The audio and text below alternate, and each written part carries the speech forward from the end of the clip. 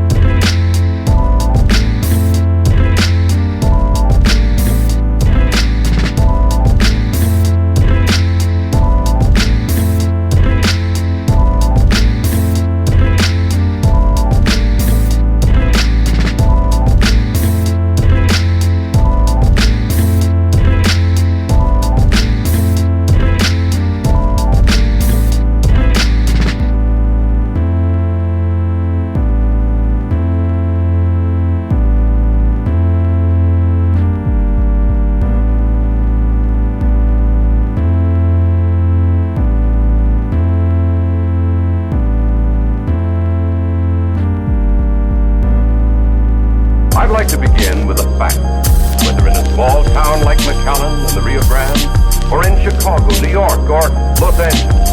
It is business, big business.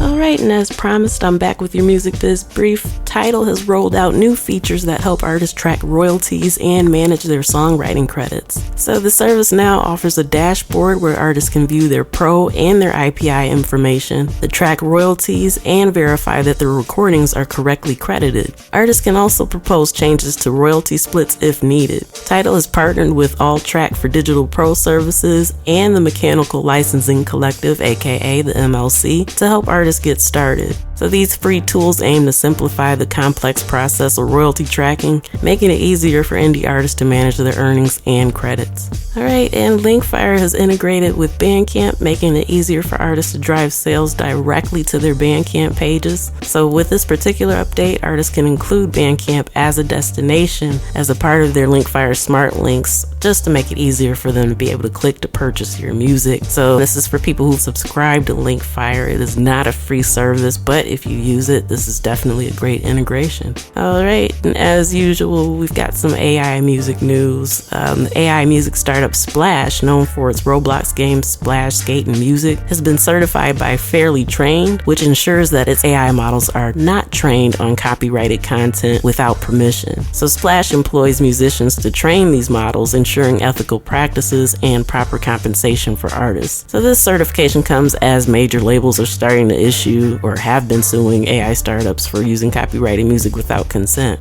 Also in AI news, AI-generated quote-unquote bands are increasingly sneaking music covers onto Spotify, blending in with real artist covers to attract millions of streams and royalties. So these AI covers, which span genres from country classics to jazz, often have no digital footprint, and they're raising concerns about their authenticity. Reddit users first noticed the trend, sparking discussions of streaming system exploitation. While Spotify pays royalties for both original songs and covers, original songwriters often receive lower payments compared to the producers of the covers. So as AI covers gain traction, the gap in earnings between songwriters and cover producers is becoming more pronounced. Alright, NetEase Cloud Music saw a 4.1% revenue increase in the first half of 2024, reaching $580.3 million.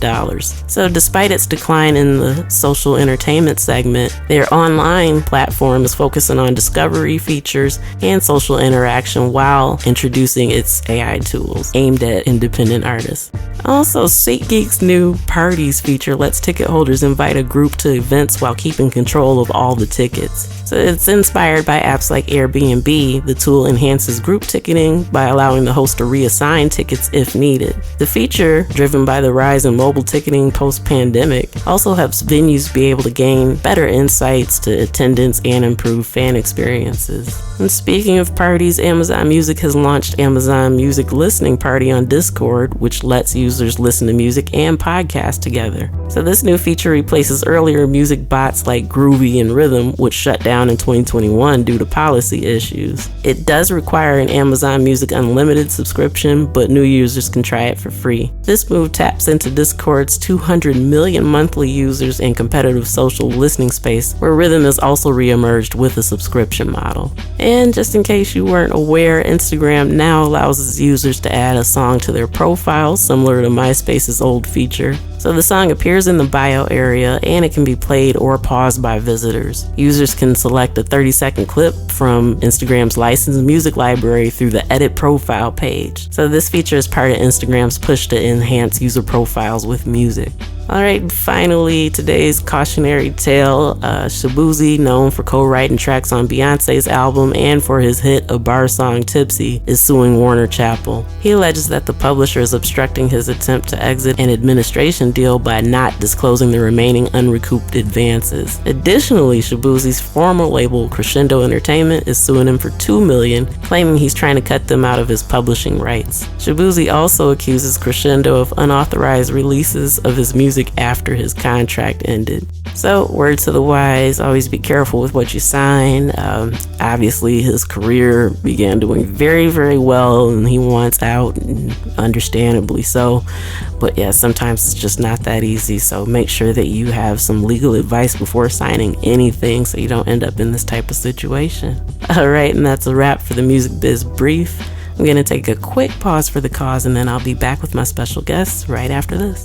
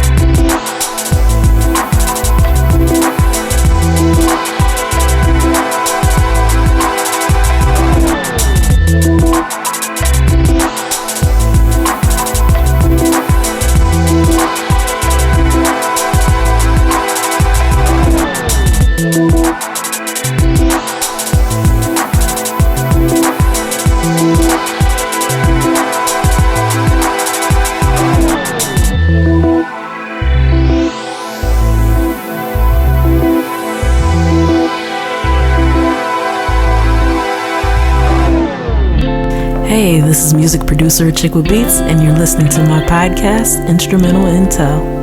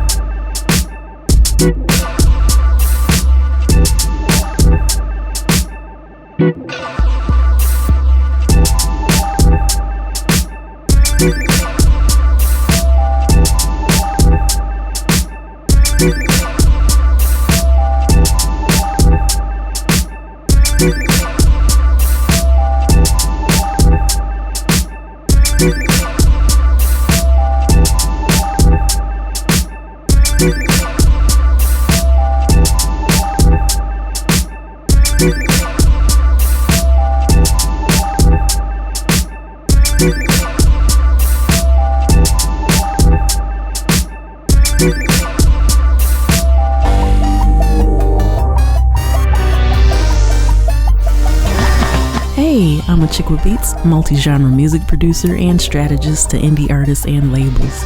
Visit Achickwitbeatz.com for resources for artists and instrumentals in various genres available for songs, vlogs, blogs, podcasts, themes, TV, film, commercials, and more. Once again, that's Achickwitbeatz.com. That's ACHICKWITBEATZ.com. Let's make something happen. Thank you so much for joining me for Instrumental Intel. I am your host, music producer Achickwitbeatz, and I'm excited to say that I have in the virtual building with me today a man of many talents and also many names, but the one we're going to call him today is Tha Orkastra. How are you feeling? I'm good. Yeah, glad to be here. Glad to be invited to the conversation. Yeah. So if you could maybe give people a little bit of background into some of the stuff that you do, music related, and how you got started in music to begin with. Okay, that's kind of a story. Let's see. Really, I've always enjoyed hip hop music, especially the percussion of hip hop music. Like when I was a kid, I always wanted to be a drummer, but my mom would let me be a drummer, so so I couldn't be a drummer. But when I got to undergrad at Michigan State, one of my classmates who was in the Charles Drew program with me, his younger brother was producing music. So I just basically kind of took it up on myself to figure it out with him. But he really didn't give me any training at all, to be honest. Because his mantra was like, if you're gonna be dope, then I shouldn't have to tell you. I shouldn't have to tell you. Like, if you're gonna be sweet, then you're gonna be sweet. Yeah. So basically, he showed me, like what a quarter measure was, and like what a note was, and that was pretty much it. Like showed me kind of the basis of like how to go through the instrumentation and write like this and that, but it was up to me to figure out like where to put the notes, where to put the rests, and all that. So that's what I did. That's how I got started, basically. I just sat and basically taught myself how to figure it out, and he really was unconvinced, honestly, that I was going to be any good. So we would constantly, we would have these beat battles where he would write like verses, like instrumentation, and then I would write the drums, and like he would also write his own. So it would be like basically like his drums versus mine on the same song, and we would play it for the suite mates, our roommates, and we would see like whose drums came out on top. Like what was better, basically, like a Coke taste test. So I'll consistently be better than him on the drums. So so that's the only reason like he started taking it seriously, because like he had to, because people say my drums are better. And so that's how I ended up writing music, basically. I just started writing drums, and from there I started writing whole songs and doing everything, honestly. So I guess hip hop music would be a specialty, but I really enjoy writing for everything. There really isn't anything I don't like writing for. I guess I've never really sat down and tried to write a country song, but I don't think that it's impossible. I just find it like interesting just to put different sounds together, maybe making things that people aren't really expecting. Okay. So basically you sat down, you had a point to prove, you proved it and just kept proving it. Right, yeah. So then, eventually we would just have straight up beat battles where, like I would write something and like we would designate what instruments to use. So I would tell him like, all right, we're using horns, strings, oboe, and electric guitar or whatever. And so you would have to use those instruments to create something, and then like again, just send it out to people like, all right, which song is better, this one or this one? Okay. So yeah, you mentioned that you don't have any problem venturing into or I should say, out of the norm, if you will. And so I know country's kind of doing its little thing where it's getting a little more mainstream and whatnot. So is that something you could see yourself probably trying in the near future? Yeah, I think so. I think definitely is, it's kind of coming back to black. Like it started out with black people, kind of coming back to black people now. Yeah. With a lot of the popular music that's out right now. So I definitely think that it's a time where you could experiment with more of those sounds from country music and integrate them into even other styles and genres, and people will probably connect with it because it's more like people are just getting used to those sounds and hearing those sounds and wanting more of those sounds because they're not used to them. Yeah. If you're not used to listening to that type of music. Yeah. So I guess when you decide to try something that's kind of out of, the usual or something different from hip hop, are you able to stick to it? Because I know, like, for myself personally, I might sit down and say, okay, I'm about to make a, pop song. But then somehow for me, it just turns into something else. So how do you make sure that you stick with what you set out to do when you, I guess, start a beat to begin with? Well, I guess it's not, like I think me getting direction actually really helps me focus a lot, which is why I prefer to like work with artists directly on projects because they give you their visions, you know what I mean? And then you can kind of fill it out and make it more vibrant, So like if I have someone saying, okay, I want a country sounding song, blah, blah, blah. And so then I could go in and say, okay, so what type of sound are you looking for? Like this type of sound, and we go over some songs and make some notes on some songs and what type of sound that you're really interested in. And then that really will focus like what I'm going to do. And I'll be very excited to do that part, like to go in and like really mess with it. So it's not, I don't find it hard at all to like focus and stick to like the plan. But I know what you mean though, because sometimes like you may be in there and you may hear a couple sounds and that you weren't counting on, and then it kind of goes off and goes sideways. But like when I'm working with somebody, that rarely happens. But when it's kind of free flowing, we're just making something, like then of course it can happen. Like we may be sitting there and we may be trying to make something kind of gangster, and then all of a sudden it's kind of an R&B song, just because like maybe someone heard something on the drums and wanted to slow it down or whatever, and then it kind of turns into something different. Yeah, okay. So, you mentioned that you had an affection for hip hop to begin with. Who were some of your early musical influences, even if it's outside of hip hop, but like as a kid, who were some of the people that just kind of grabbed your attention first?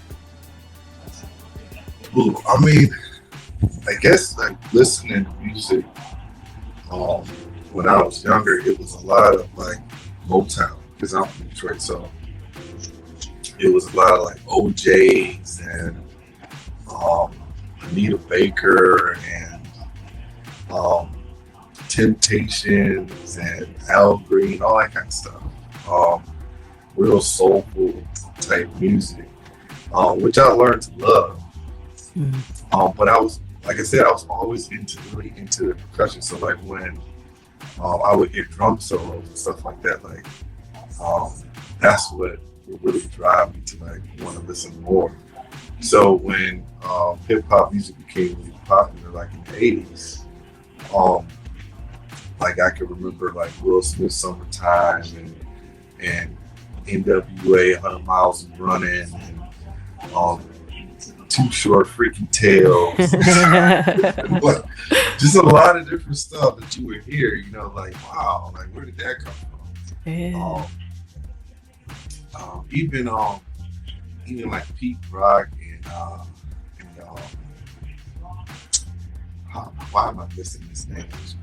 It's like we were just talking about this group the other day when we were here. Yeah. I know you mentioned like Two Live Crew. Some other people, were probably too young to be listening to at the time, but oh my gosh, yes. Uncle Luke and Two Live Crew. I used to love that. There's so much energy. Yeah. you know, you never heard that type of bass before. That it's your birthday. Oh my goodness, I used to love watching that on Fox. And then there's a lot of West Coast stuff too, like that the Dr. Dre Let Me Ride. Yeah. I used to love that song. When I heard that, it was just nothing like it. You know, like the way those keys were put together, it was just so unique. Yeah. There's just a lot of pretty much anything that had a great beat to it. That's what I was into. Okay. That first Erykah Badu album, like when I was a little bit older, that was for sure super different. The way that the R&B was laced over real kind of melodic hip hop beats. Yeah. I feel like there was a lot of fusion back then, but I guess technically there still is today, but I still feel like there's a little more crossover. But at the time, sometimes the R&B songs felt more hip hop. Sometimes the hip hop songs felt a little more R&B. But like you could still tell there was a difference, but they still blended together so well. A little bit more than I'd say today. But yeah, I feel like today, man, there's just a lot of content, and you really have to weed through it to find the good stuff. You know? And I still put together mixtapes, so I'm actually in the process of doing one right now, and that is the key right now. Like I may download 350 songs, you know, and go through and sift through and listen to all of them more than once, you know, just sift it through, seeing like what actually works, and then kind of mentally kind of putting them where they would go in the mix, you know. But you have to go through so many songs to like find like, so out of the 350, like I may end up with like 100, you know, like that are actually going to actually make the mix, you know, that fit, that work, that people enjoy, you know. It's not just feel it, like you're trying to really get unique songs and try to put them together to where it makes sense to the listener. So, but yeah, right now there's just a lot of stuff, you know, and you may have like a great song here, great song there, good song here, good song there, and then, you know, all around that maybe 30 terrible songs.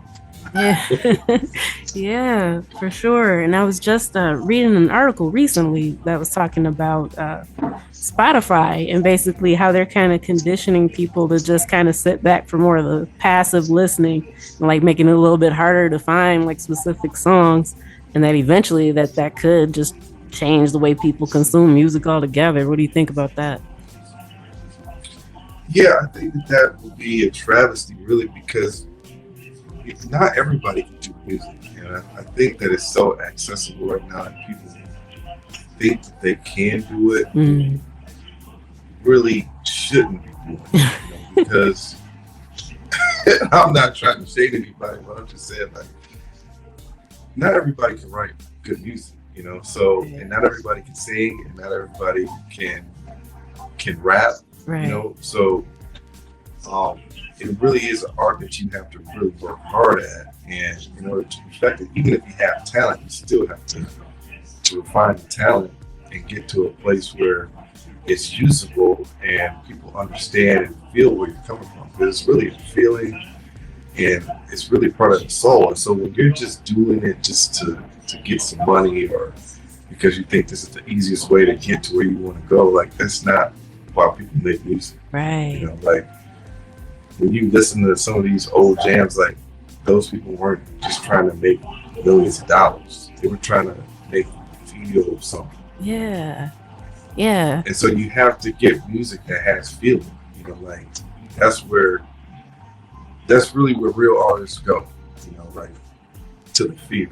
I want this to feel a certain way. It's art, you know. And so when you're talking about how people consume over Spotify, really they aren't giving the art a chance to breathe. You know, like sometimes you have to look at something like you have a piece of art on the wall, and it may impress you a certain way, but then you come back and you look at it in a different light. Maybe it's, you know, at dawn or at dusk, and it looks a little bit different. You say, I kind of missed this, I missed that.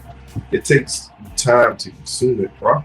So you can't just listen and skip through every song and say, oh, well, this is garbage, or is great. You have to kind of let it breathe a little bit. Like open a bottle of red wine, you have to let it breathe a little bit. It's going to taste different over time if you let it breathe. So you have to give, especially when you know that it's a quality artist, you know, like you have to let it breathe a little bit. Like, okay, I'm going to see what this is like. I'm going to take this in, and then I'm going to think about it, come back, and maybe we'll listen to it in different settings to see how we feel about it. You know, like that's how music was meant to be taken in my opinion. Like you don't just skip through. It was okay, I guess. Right. As a matter of fact, just had this conversation with your cousin Sandstorm when we were at your place, actually, because it was a particular artist that I didn't necessarily dislike, but I wasn't really running to listen to her music. However, on the way, like on the highway, all of a sudden it felt different from sitting at my laptop, you know, trying to, you know, mix stuff and then maybe taking a little break to listen to music. It hit a lot different on the highway. It kind of got me hyped up and revved up. So you brought up a very valid point. A lot of times it depends on your mindset, the situation, and it can feel totally different. Right.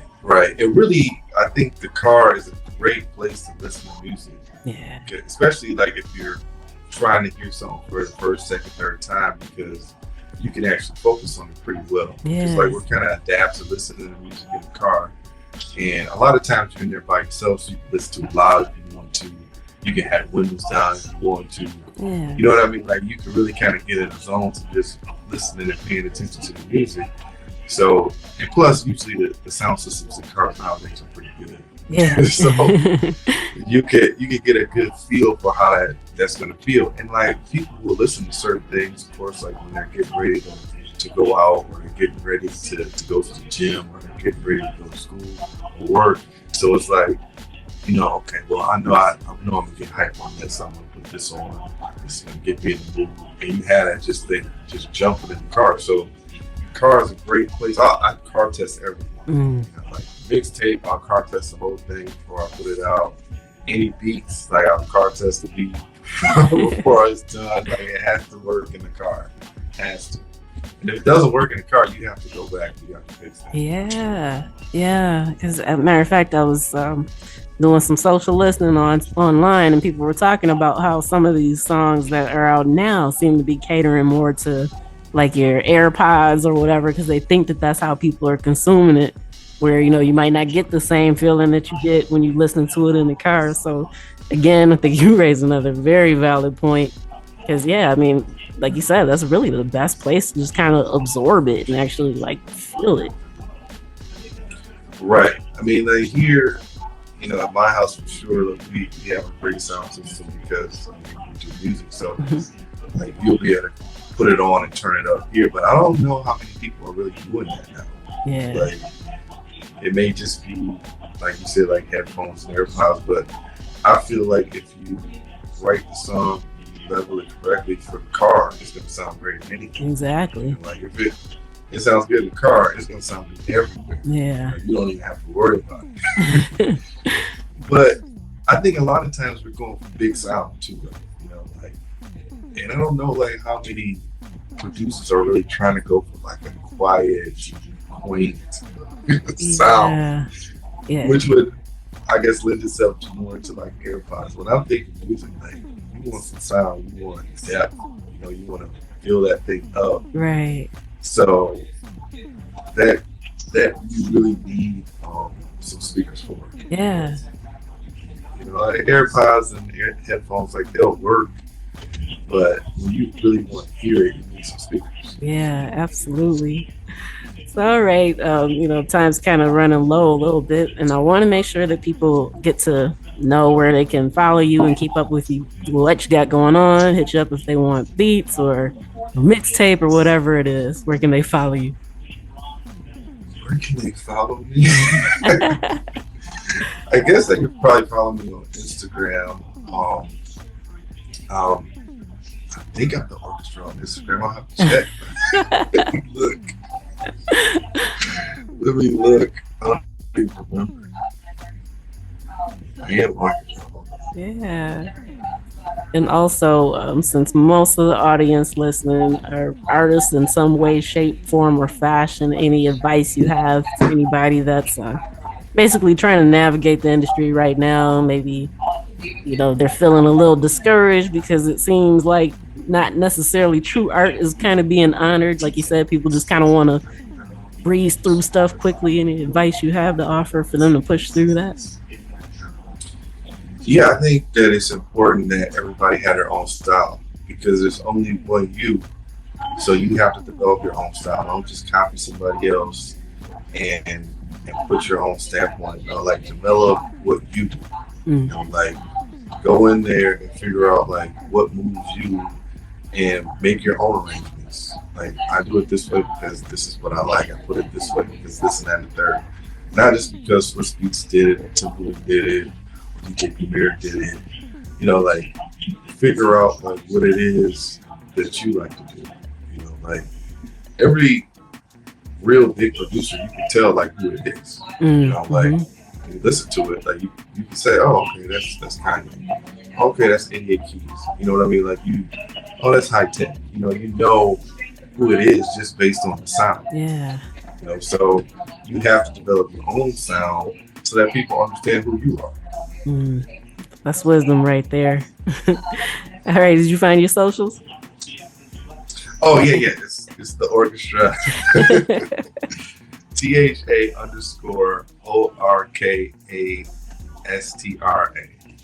on Instagram. All right, perfect. Well, I want to thank you for taking time out of your busy schedule, and I feel like we only scratched the surface, so I hope this is just part 1, and I get to have you back soon for part 2.